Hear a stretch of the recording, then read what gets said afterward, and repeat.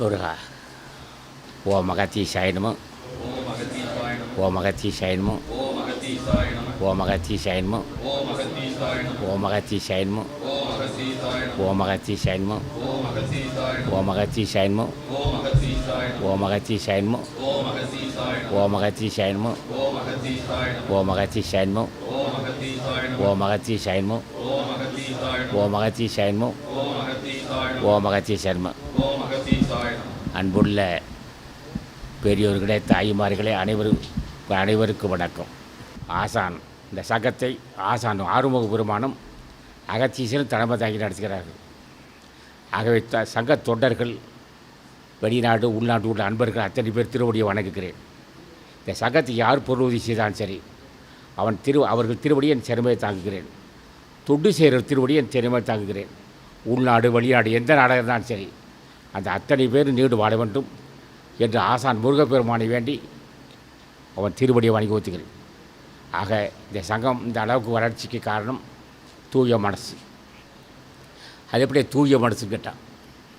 முருகா, ஞானப்பண்டிதா, அகத்தீசா, ராமலிங்க சாமிகளே, நீங்கள் பெற்ற இந்த பேரின்பத்தை நானும் பெற வேண்டும். எனக்கு தூய மனசுக்குண்ணா என்ன தூய மனசுல என்ன? யாருக்கும் தீங்கு செய்யாத எண்ணம், யார் மனசும் புண்படாத பேசிய மனசு, பொறாமை இல்லாத மனம், வஞ்சனை இல்லாத மனம், யாருக்கு தீங்கு இல்லாத செய்ய பழி வாங்க உணர்ச்சி இல்லாத மனம். அப்போ தூய மனம் வேண்டும். முருகா, எனக்கு தூய மனசு வேண்டுப்பா, தாய்மை குணம் வேண்டுப்பா. எனக்கு என்ன உனக்கு என்ன வேண்டுக்கிட்டார்? எனக்கு தாய்மை குணம் வேண்டும். நான் கனவிலும் பிற உயிருக்கு தீங்கு செய்யக்கூடாது. கனவிலே தீங்கு செய்யக்கூடாது. அப்போ நடைமுறை எப்படி இருக்க வேண்டும்? நான் யாருக்கும் கனவிலும் தீங்கு செய்யக்கூடாது. அதுக்கு நீ தான் அருள் செய்ய வேண்டும். உன் திருவடி வணங்குகிறேன். என்னை சிந்தையும் செயலும் சொல்லும் வந்து வழிநடத்த வேண்டும். எனது சிந்தை, எனது செயல், சொல், பார்வை அத்தனை நீயாக இருக்க வேண்டும். அப்படி இருந்தால் நான் பாவியாக மாட்டேன். ஆக நான் புண்ணியவனாக வேண்டும். புண்ணியவன் அப்போ இருக்கட்டும். முருகா, நான் மனிதனாக வேண்டும். ஏன் நீ தான் மனுஷன். நான் மனிதன் என்றால் தைய சிந்தை இருக்க வேண்டும். ஆக நான் மனிதனாக வாழ ஆசைப்படுறேன். மனிதனுக்கு ஒரு பண்பு என்னன்னு கேட்டான். பிறர் மதித்தல், மன்னித்தல், உணர்தல். அப்போ ஒருவன் மகிழ்ச்சியாக இருக்க உணர்கின்ற அறிவு இருக்குது. ஆனால் ஒருவன் துன்பப்படுத்த உணர்கின்ற அறிவு எனக்கு இல்லைப்பா. அந்த பலகீனம் இருக்குப்பா. ஆக நான் இறக்கை சேர்ந்த உணர்னர். அப்போ நீ எப்படி இருக்கிற? உலகத்தில் பாவிகளுக்கு அருள் செய்கிற முருகா, பாவிகளாக தான் சரி, அவன் கொடிய பாவியாக தான் சரி, அவனுக்கு அருள் செய்கிற நீ. ஆகவே என்னுடைய சிந்தை சார்ந்திருந்து என்னை வலியுறுத்த வேண்டும். என்னை வலியுறுத்தினால்தான் நான் தெளிவடைவேன். ஆக என் சிந்தை செயலாக இருக்க வேண்டும். முருகா, ஞானப்பண்டிதா, என்னை தந்தையே, என்னை தாயே, இந்த பாவி ஒரு கருணை கொண்டு ஒரு பாரப்பா என்று சொல்ல வேண்டும். அது தினம் சொல்லணும். அதுக்கு நீ தான் அருள் செய்ய வேண்டும். உன் ஆசி இல்லாமல் உன் திருவடியை பூச்சி செய்ய முடியாது. உன் ஆசியால், உன் கருணையால், உன் தயவால் உன்னை வணங்கவும் உன்னை பூசித்து உன் ஜென்மத்தை கிடைச்சிடணும். மரணமில்லா பெருவாள் ஒன்று உண்டு. அது உண்டாதான் அது முடியும். அகத்தீசா, முருகா, இந்த உலகத்தில் உள்ள ஞானிகள் அத்தனை பேரும் முருகா அடிமையை வாசியோடு வாசியை கலக்க வேண்டும் கேட்டோம். அப்படி கேட்டிருக்காங்க ஒவ்வொரு மகானும். நானும் கேட்டிருக்கேன். முருகா, என் தாயே, முருகா, அடியனோட வாசியோடு வாசியை மூச்சு காட்டோடு கலக்க வேண்டும். கலந்து இடங்களையும் பெண்களையும் இயக்கி சூழ்நிலை ஒடுங்க வேண்டும். ஒடுங்கி மூலாதாரத்தை தங்க வேண்டும். தங்கினால் அன்று முதல் நான் மனிதனாவேன், இல்லை தேவனாவேன், இல்லை ஞானியாவேன், இல்லை கடவுளாவேன். ஆக என்று உன் திருவடியை பூசிக்கும் வாய்ப்பு கிடைத்ததோ அன்றைய நான் மனிதன். முருகா என்றால் அன்றைய மனிதன். முருகா, ஞானப்பண்டிதாய் என்றால் அன்றைய நான் தேவன். முருகா, ஞானப்பண்டிதா என்றால் அன்றைய அவன் ஞானி. முருகா, இந்த பாவி ஒரு பார்வை என்று சொன்னால் அன்றைய அவன் கடவுள். நான் நீயாக வேண்டும். அவ்வளோ பெரிய மனுஷன் நீ. ஆமையா, எப்போ உன் நாமத்தை சொன்னால் அன்றைக்கே நான் பெரிய மனுஷதை. முருகா, என்றைக்கு உன் நாமத்தை சொன்னனோ, என்று உன் திருவடியை பூசித்து வணங்கினனோ அன்றையே நான் உயர்ந்தவன். அன்றைய நீ நான் ஒன்றாயிற்று. நீ வேறு நான் வேறு இல்லை. அவ்வளோ பெரிய மனுஷனா? ஆமையா, உண்மையிலே பெரிய மனுஷன் தான் ஐயா. நான் எப்போ உன்னை புரிஞ்சுக்கிட்டேன். நான் நீயே கடவுள். உன் ஆசி இல்லாமல் இந்த உலகத்தை யாருமே ஒன்று செய்ய முடியாது. உன் ஆசி பெற்ற அகத்தீசன், உன் ஆசி பெற்ற திருமலை தேவன், உன் ஆசி பெற்ற அருணைநாதன், உன் ஆசி பெற்ற ராமலிங்க சாமிகள், உன் ஆசி பெற்ற மாணிக்க வாசகன், உன் ஆசி பெற்ற புஜண்ட மகரிஷி, அத்தனை பேரும் நீ உன் ஆசி பெற்ற மக்கள் தாப்பா. அந்த வரிசையில் ஞான ஒருவன் வாழையடியான மாலன் அந்த கூட்டத்தை ஞானம் ஒருத்தன் தான். நான் அன்பர்கள் அத்தனை பேருமே முருகா அடியனுக்கு ஞானம் சித்திக்க வேண்டும். என்னை அவளுக்கும் நினச்சி ஆமையா என்னைக்கு உன் நாமத்தை சொன்ன அன்றைக்கு எனக்கு எழுதுதான்ப்பா. அடியனுக்கு ஞானம் சித்திக்க வேண்டும். அதுக்குரிய அறிவும் பரிப்பக்கம் பயிராக்க வேண்டும். இன்னும் நான் பொருளாதாரத்துக்கு இல்லை நாங்கள் மங்க மாட்டோம். கோடி கோடியாக அவருக்கு கும்பிஞ்சாலும் சரி. இப்போ இவர் இருக்கார், வேலுமுருகா இருக்கார், ரங்கநாதன் இருக்காங்க, யாரோ கொண்டாந்து கும்பிக்கிறாங்க. நான் அதை அப்படியே ஏழைகள் போட்டுருவோம். மதம் கொண்ட யானையாட்ட ஏழைகள் போடுவோம். ஆனால் இந்த பொருளாதாரப்பட்டு எப்போ வரும்னா சரி என்னை கூட்டு எடை போட்டதில்லை. இல்லை இடத்தாளுக்கு வேணுமில்ல பணம் அவனுக்கு வேணும். கேட்கணும் முருக பெருமானை இல்லை ரொம்பவும் சிறப்பாக நடத்த வேண்டும்.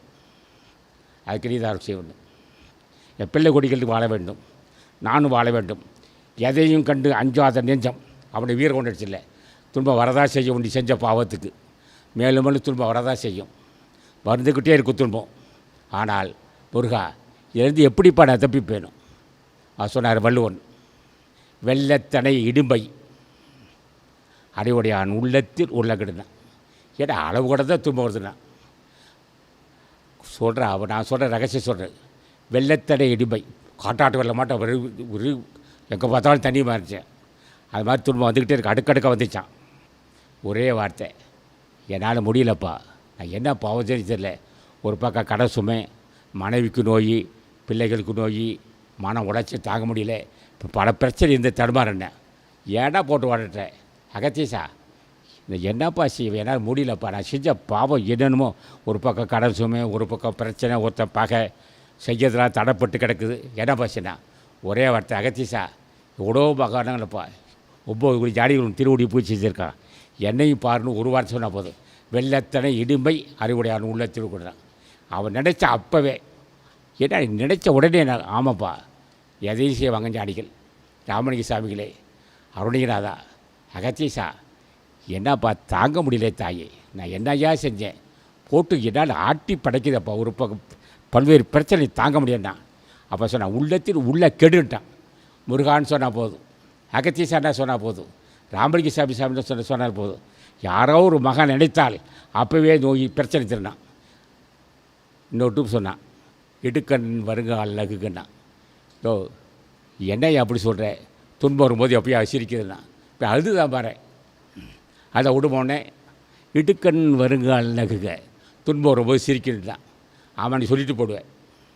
நாளே கஷ்டப்பட்டுருக்கேன்னா சரி சிரிக்க அழுத மட்டும் பிரச்சனை திரும்பானா. சரி வந்து நோய் வந்துடுச்சியா, பிரச்சனை வந்துச்சு, கடை சும்மா வந்துச்சு, தொட்டது தொடங்கலை, என்ன செய்யணும். அப்போ என்ன செய்யணும், சிரிக்கணும். அவன் சொன்னான் சொல்லுதல் யாருக்கு எளியன்னா. சொல்கிறது ரொம்ப லெஸ்ஸாக சொல்லிட்டு போகலாம், சிரிக்கணும் சொல்லலாம். ஆனால் அதுக்குரிய மன வலிமை அதான் ஆசான் முருகப்பெருமான் இருக்கிறான், அகத்தீசன் இருக்கிறார். மன வலிமை ஆற்றல் துன்பத்தை கண்டு அஞ்சா நெஞ்சம் தருவான். அப்போ என்ன சொல்லிட்டாருன்னா யாராக இருந்தாலும் சரி வரதான் செய்யும் பிரச்சனை. இப்போ எனக்கே பல பிரச்சனை வந்துச்சு. அப்படியே வெடுக்கு மூழ்கிட்டோம். அவனோட ஆசி இல்லாமல் இந்த துன்பத்தில் இருக்க முடியாது. நம்ம செஞ்ச பாவம், வறுமை, நோய், பிரச்சனை, வகை பல பிரச்சனை வந்துக்கிட்டு தான் இருக்கும். இதிலிருந்து விடுபடுதான். அப்போ சிரிக்க வேண்டும். எப்படி சிரிக்கணும்னு சொன்னால் வேறு வழியே இல்லைப்பா. அழுதாலும் விடாது. இப்போ நோய் வந்துருச்சு, நோய் வந்தால் சிரிச்சா அழுதாத முடியுமா?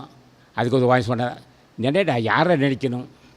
கருணையை வடிவான கருணையை வடிவான கருணையை வடிவான ராமலிங்க சாமிகளே என்னையா நான் செஞ்சேன். எப்படி தாங்க முடியாமல் தடுக்கிற தாயே ராமலிங்க சாமிகளே என்னையா இப்படி என்னை தவிக்க விட்ற? அப்பா அஞ்சேல் மகனே நான் உன்னை உணர்கிறேன், பிரச்சனை தீர்த்துக்கிறேன். ஆக துன்பத்தை தீர்ப்பதற்கு உபாயம் பக்தி தான். சில பேர் துன்பத்திற்கு உபாயம் தெரியும், ஒரு வகையில் முடியாது. ஆனால் ஒரே ஒரு வகை. ஆனால் எவனுக்கு துன்பம் இருக்கோ அவன் புலால் உண்ணக்கூடாது. ஆசானை கேட்க முருகப்பெருமானை கேட்கணும். ராமலிங்க சாமிகளே நான் இன்னும் புலால் உண்ணுக்கிட்ட பழக்கம் இருக்கப்பாடு. அந்த பழக்கம் இன்னுக்கிட்ட விடுபட முடியலப்பா, நீ தான் அவர் சரி கேட்கணும். அப்போ அவர்கிட்ட கேட்டால் உயிர் கொடை செய்கிறத நாட்டை இருக்க போயிடணும். நான் உயிர் கொடை செய்ய சாப்பிட்றேனே எனக்கு அப்புறம் அவர் செய்யணும். என் திருவுடைய பற்றல் ராமலிங்க சாமிகளே நான் உயிர் கொடை செய்யக்கூடிய எண்ணம் எனக்கு வரக்கூடாது. அதுக்கு நீ தான் செய்யணும், அதுக்கு நீ தான் அருள் செய்யணும். அப்போ உயிர் கொடை செய்யாமல் இருக்க வேண்டும், புலால் உண்ணாது இருக்க வேண்டும், சாந்தமே வடிவாக இருக்க வேண்டும். நீ எப்படி சாந்தமே முடியும், அப்படியே அமைதியாக இருக்கிற. எதையும் சொல்ல வல்லமை உள்ள உனக்கு அப்படியே அமைதியாக இருக்கிற. எமயமலை காலார் விட்டு அடிச்சுட்டு போக முடியும். ராமலிங்க சாமிகளே எமயமலை வச்சு அழுத்துனா அப்படி உள்ளுக்கு போயிடும். அவ்வளோ வல்லமை இருந்தால் அப்படியே சப்தமாக இருக்க. ஆமாப்பா, எது வல்லமை இருந்தாலும் அடக்கம் இருக்குது. எங்கிட்ட அடக்கம் உண்டு. நாங்கள் எவ்வளோ புகழ் வந்தாலும் நாங்கள் அடக்கமாக இருப்போம். எவ்வளோ கோடி கோடியாக கும்பிச்சாலும் சரி அப்படியே அடக்கமாக இருப்போம். அந்த அடக்கம் யாருக்கு வந்துச்சுன்னா, ஒன்று என் திருவடியை பெற்று அந்த அடக்கம் உனக்கு வரும். செல்வம் குமியும், புகழ் வரும். எத்தனையோ பேர் எவ்வளோ பெருமை வந்தாலும் சரி அந்த அடக்கம். அடக்கம் அமரர் உழுக்கின்னா, அடக்கம் தேவர் தன்மை உருவாக்கும். அடங்காமை 6 இருள் ஊற்றி விடுன்னு சொன்னான். அப்போ ஒரு மனிதனுக்கு அடக்க வேண்டும். நிலை உயர உயர உயர உயர அப்படியே அடக்க சாந்தமாக இருக்க வேண்டும். ஆக இந்த அடக்கம் ஆசான் ஆசையால் கிடைக்கும். துன்பத்தை கண்டு பயப்படாமல் அஞ்சாமல் இருப்பதற்கு முருகப்பெருமான் ஆசி வேண்டும். ஆக யாராவது ஒருவன் இந்த உலகத்தை இல்லறத்தான் தான் இல்லறத்தான் துறவர்த்தான் 2வது சரி இல்லற துறவின்னு சொன்னான். குடும்பத்தை எடுப்பான், மனைவிக்கிட்ட பேசுவான், பிள்ளைகிட்ட பேசுவான், பள்ளிக்கூடத்துக்கு கொடுப்பான், எல்லாம் செஞ்சுருப்பான். முருகா இதெல்லாம் நிலையிறாத ஒன்றுப்பா. இவர்களெல்லாம் எவ்வளோ நாளைக்கு இருக்கு போக. இதே மனைவி மக்கள் பிள்ளைகள்லாம் ஒன்று கொஞ்ச நாள் 100 வருஷம் ஒரு 100 வருஷத்தில் போயிடுவாங்க. ஆனால் நீ என்று இருப்ப பல கோடி வருஷம் யோகா நீ இருப்ப. ஆக உன் திருவடியை பூசிக்கணும். இல்லை எடுத்திருப்பான், அவன் ஞானியாக இருப்பான். ஏடா அது இல்லை எடுத்திருக்கா ஞானினா கேட்க விட எடுத்து கேட்குறான்.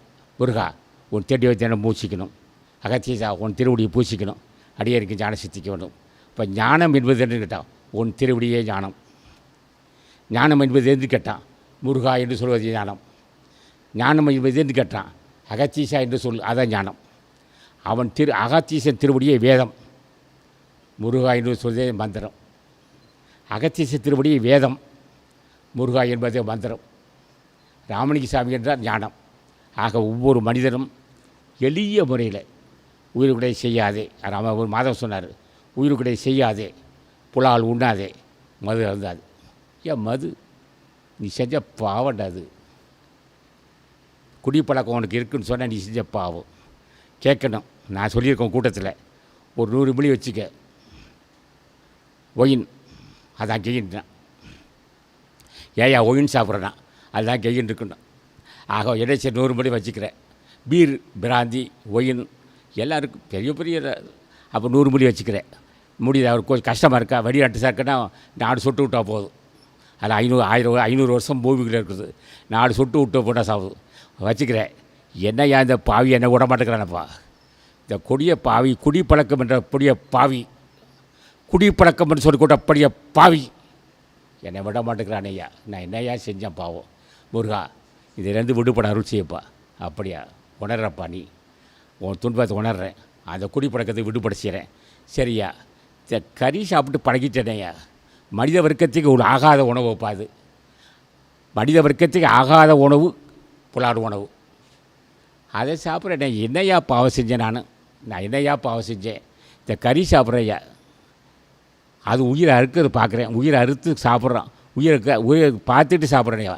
அந்த மண்மனை ஏன்னு கொடுத்த எனக்கு கறி சாப்பிடக்கூடிய உணர்வை ஏன் தந்தாய்? நீ செஞ்ச பாவம். அதுக்கு உபாயமே இல்லையா? கூப்பிட்றா ராமலிங்க சாமிகளை. தயக்கடல், கருணை கடல், தாயே மிக பெரிய கருணை புரிந்த தாய் ராமலிங்க சாமிகளே, இந்த புறால் ஒன்றுகிட்ட பழக்கத்தில் விடுபடப்பா. சரியா, நான் அருள் செய்கிறேன். ஆக இதை யாருக்கிட்ட கேட்கணும்? அப்போ புறால் உண்ட பழக்கம், இந்த மதுரத்துக்கு பழக்கம். சரி, பொல்லாத காமம் இருக்கப்பண்ணா அது எல்லா மனதையும் ஆட்டி படிக்கட்டார்.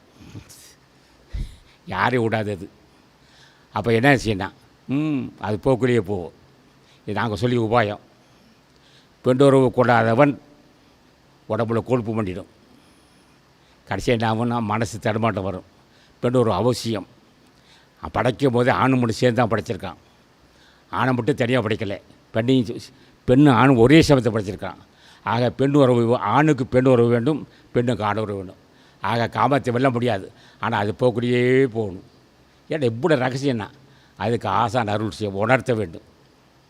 அது கூடவே போகணும், நிற்கக்கூடாது. அது கூடவே இருக்கணும். போய்கிட்டே இருந்தால் இல்லாட்டி உடம்புல கொழுப்பு மண்டி போய் விகாரம், மனசு தடுமாட்டம் வந்து தலைவலி வந்து மலச்சிக்கல் வரும். பெண்ணுறவு கொள்ளாதவனுக்கு மலச்சிக்கல் வரும். அடிக்கடி பெண்ணுறவு கூட என்ன வருதா? சூடு காட்டுக்கு போடணும். பெண்ணுறவு கொள்ளணும் ஒரு அளவுக்கு தான். அடிக்கடி பெண்ணுறவு கொண்டா என்ன பண்ணா எழுதி வச்சு ஒரு சுடுகாட்டை ஒரு உன் பேர் எழுதி வச்சிடறான். அளவு இருக்கடா கர்மம் பிடிச்சவனே. ஏடா திட்டன் பார்த்தியா, ஒரு காமத்துக்கு ஒரு அளவு இருக்கடா. அளவு கடந்து பெண்ணுறவு கொண்டியே கடைசியில் வெகு வர செத்து போய் தொடடா. ஏன் மனிதா கிடைத்திருக்கிற மாடு பிறகு கிடச்சிருக்கடா உனக்கு. அற்புதமான தேகம்டா அது.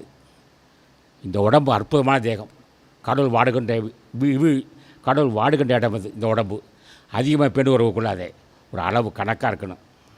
மனதிலும் மெல்லியது காமன்னா விஷயம் தெரிஞ்சவன். ஆக ஒரு அளவோடு பெண் உறவு கொள்ளணும். மன சாந்தமாகணும். எப்போ தான் தியானம் செய்யணும். தியானம் செய்கிறது நோக்கமே இல்லறமும் சறுக்கணும், துறவும் சறுக்கணும். இப்போ துறவு என்பது காவி கட்டணும். காவி கட்ட கடை குடும்பஸ்த ஞானி ஆவான்டா. காவி கட்டிருக்கிறவன் காதி ஆகும். ஏன்னா காவி கட்டுறேன் கழுதுங்கன்னா குடும்பஸ்த ஞானிங்கண்ணா. பொருள் தெரிய வேண்டாம். யார்கிட்ட போகணும், என்ன செய்யணும், யார்கிட்ட கேட்கணும், என்ன கேட்கணும். ஒரு கண்ணு யாராவது ஒரு மகான்கிட்ட கேட்கணும். என்னை நான் உணர வேண்டும், நான் உன்னை உணர வேண்டும் என்று நான் என்னை உணர்கின்றனோ அன்றே நான் உன்னை உணர்வேன். உன்னை நான் உணர்ந்தால் என்னை நான் உணர்வேன். ஆக உடைய மனித வர்க்கம் எப்படி இருக்குன்னா, நாளைக்கு என்ன நடக்க தெரியாது, அடுத்த ஒண்டி போகுது. ஒருபொழுதும் வாழ்வது அறியார் கருதுவ கோடியும் அல்லவனா. நெருநல் உடனொருவன் இன்றலேன்னு பிறப்படுத்தினான். ஆக நொடிப்பொழுது என்ன நடக்க தெரியாது. ஆக நிலையில்லாத வாழ்க்கை பெற்றிருக்கிறோம்.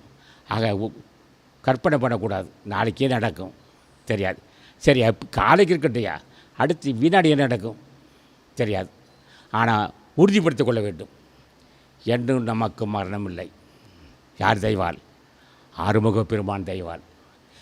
என்று நமக்கு சாவு இல்லை. யார் தெய்வாள்? அகத்திய தெய்வாள். என்று நமக்கு சாவு இல்லைன்னு சொன்னால் அது ஒன்று ராமலிங்க சாமியில் இருக்கணும், ஒன்று மாணிக்க வாசகனாக இருக்கணும், ஒன்று அகத்திய சாணம் இருக்கணும், அல்லது முருகப்பெருமான். யாராவது ஒருவன் திருவடி பற்றிய அன்றி இந்த வாய்ப்பை பெற முடியாது. ஆகவே அன்பர்கள் இந்த அகத்திய சன்மாசகம் வளர வேண்டும். அதுக்கு தொண்டு செய்கிற மக்கள்லாம் ஈடு வாழ வேண்டும். அவன் குடும்பஸ்தனாக இருந்தாலும் சரி, அவன் குடும்பஸ்தத்துக்கு வாய்ப்பு இருக்க.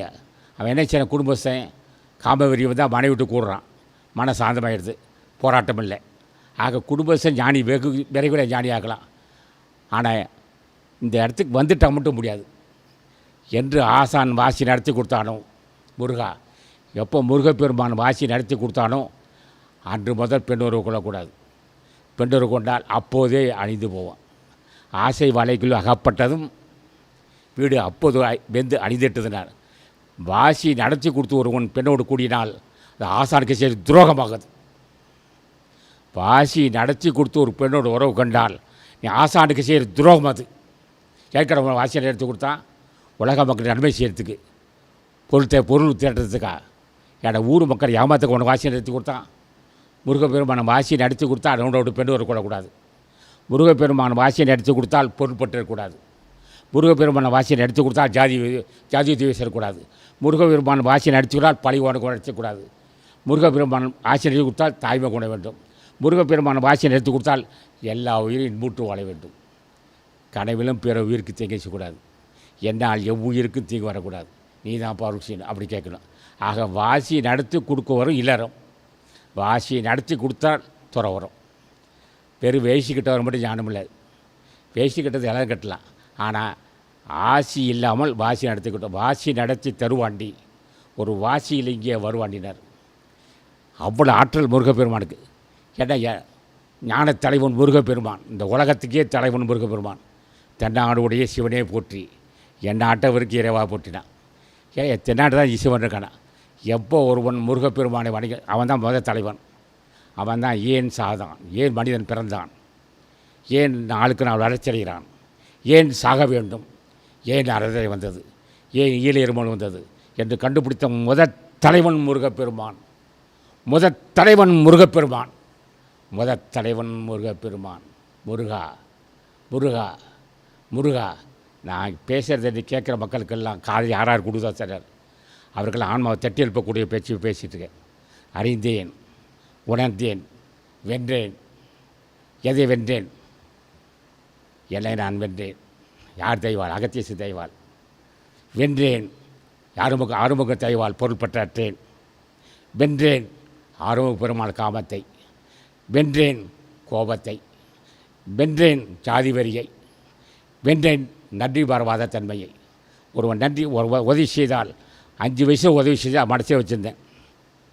5 வயசில் ஒருத்தன் இட்லி கொடுத்தான். அப்போ 20 வயசு கழிச்சு அது ஈடு கட்டினது.